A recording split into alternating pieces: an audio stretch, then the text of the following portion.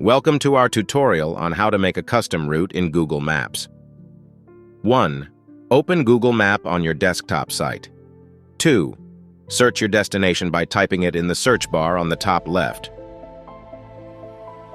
3. Once you have found the right place on the map, click on Directions at the top of the sidebar and choose your method of travel. 4.